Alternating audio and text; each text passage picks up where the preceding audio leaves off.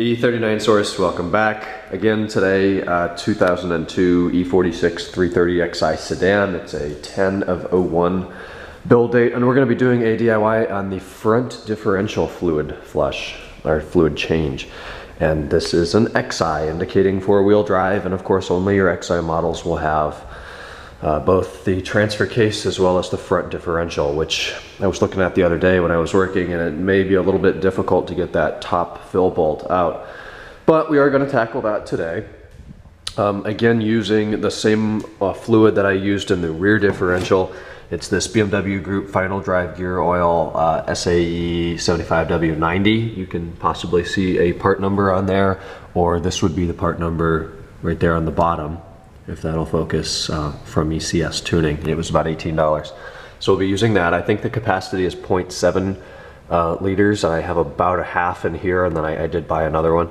Here are the drain and fill plugs that we're going to be using. I'm just going to replace them. They're cheap and they're easy to do. Why not? It's good preventative. 33117525064 is the part number for that. And again, I will be using the Motive Products Power Fill to pump that fluid in there. Now, I've used this product 3 times so far. Transmission fluid, differential fluid, and transfer case fluid, and it worked amazingly well.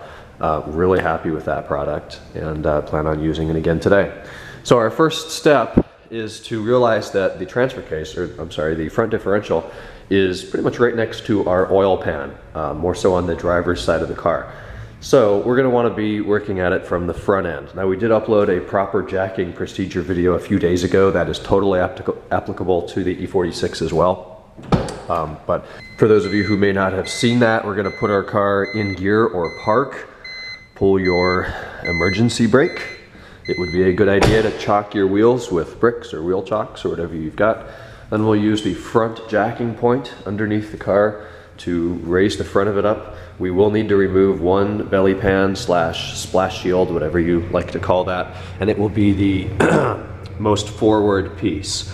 And these are just held in with Phillips screws. If you lay under there, you'll see maybe 4 or 6 of them. I think there's 2 on the right side, 2 on the left side, and then 2 kind of in the middle and the rear. And then we'll just drop that panel right down. I don't think we'll need to remove the next one. If we do, it's a few more screws. It's not a big deal. So we'll get that out of the way, and then I'll show you what we're working with underneath. So we're on the ground. I've actually jacked up that side of the car on the jack point just behind the front right wheel, to be able to get the belly pan off before I jack it up using the center jacking point. My reason for doing that is the center jacking point is part of the frame right here. We've got some lines. I don't know what these lines are for, but it's right behind the front sway bar.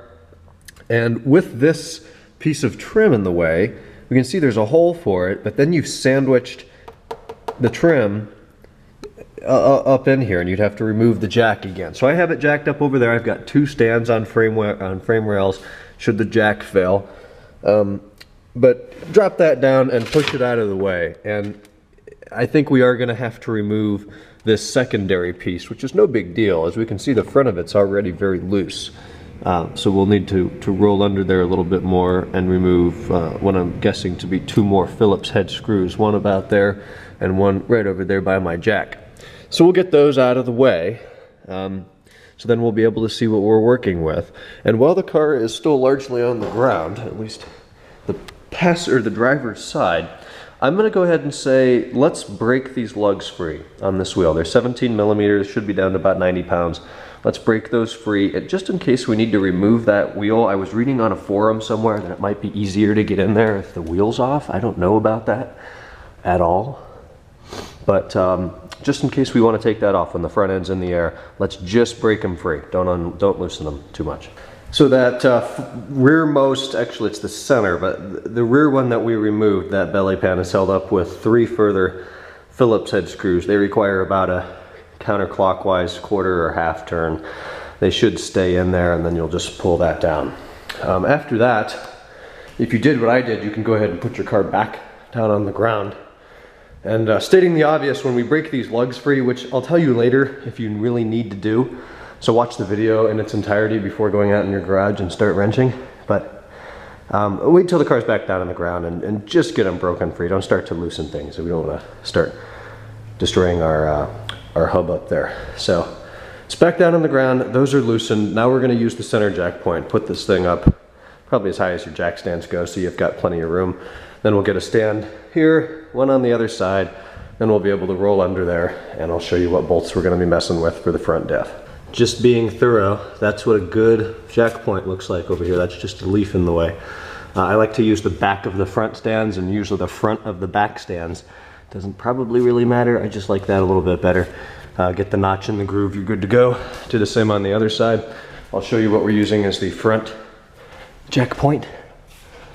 Be very careful that you do not cinch these wires, or not wires, these lines in between your jack here and your front subframe. So try to get dead center on that. Watch the wires and you're good. And I've already got it suspended on the jacks. So we'll get this out of here and I'll show you what we're working with. Welcome to the underneath of the 330. Right now I'm laying under the driver's front wheel, and I'm going to show you what we're dealing with. Now I've got as much room as I can, and I apologize it looks really close up because I'm only a few inches away from this stuff. So you've probably changed oil in this car before if you're going to be doing this yourself. The front of the car is out this way in front of me. Here is the oil pan drain bolt that you've probably played with before. So if we look to the left, close to the driver's side of the car, we'll see the front differential, and the drain bolt is very apparent. It's right here at the bottom.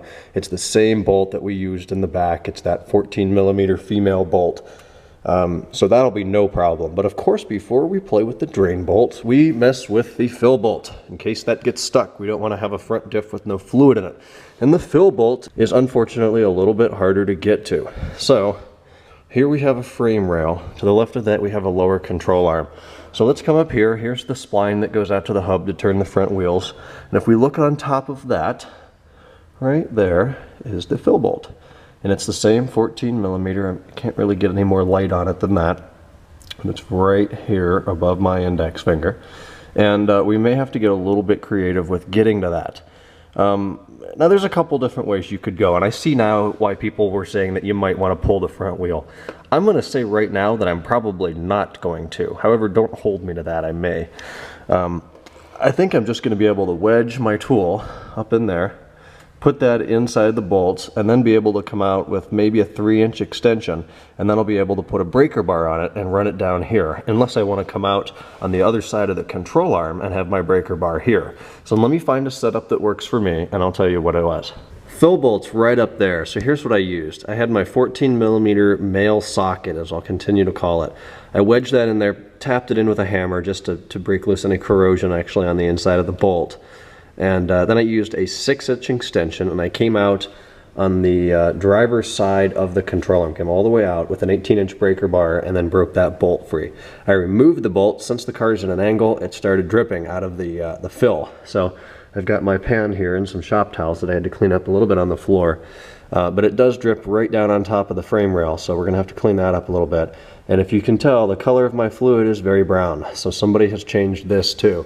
Looks like the previous owner changed everything on this car aside from the transfer case fluid, which I did 2 days ago. So yeah, didn't really need to do this, but I have the peace of mind knowing it's done. You can't change fluid too often.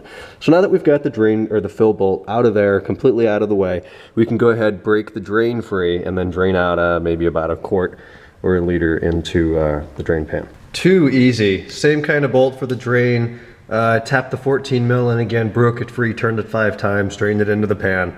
Feels like less than a quart came out. So at this point now, there's no reason to remove that wheel. If you genuinely find it easier, maybe with your specific tools, to go at it from the whole wheel out of the way, I mean, you would need 18 inches of extensions to get the breaker bar on the outside of the car. I see no need for that. But to get all the fluid out of here, and you know what, it's not even necessary because this fluid's already pretty clean. But really, to follow protocol, you should put the car back down on the ground now and get it level so everything drains out. At that point then, back up in the air, and you'll want to install your new drain bolt down to about 45. I've heard 48 too, foot-pounds. It probably doesn't matter.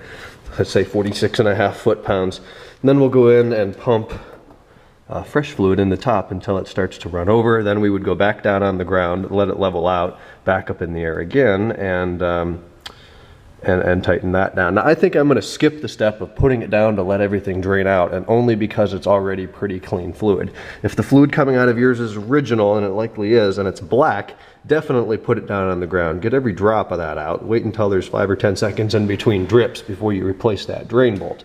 Since mine's clean, I'm just going to screw my drain bolt back in and fill it up. Then we'll lower it, let it level off, and then tighten up the fill bolt again.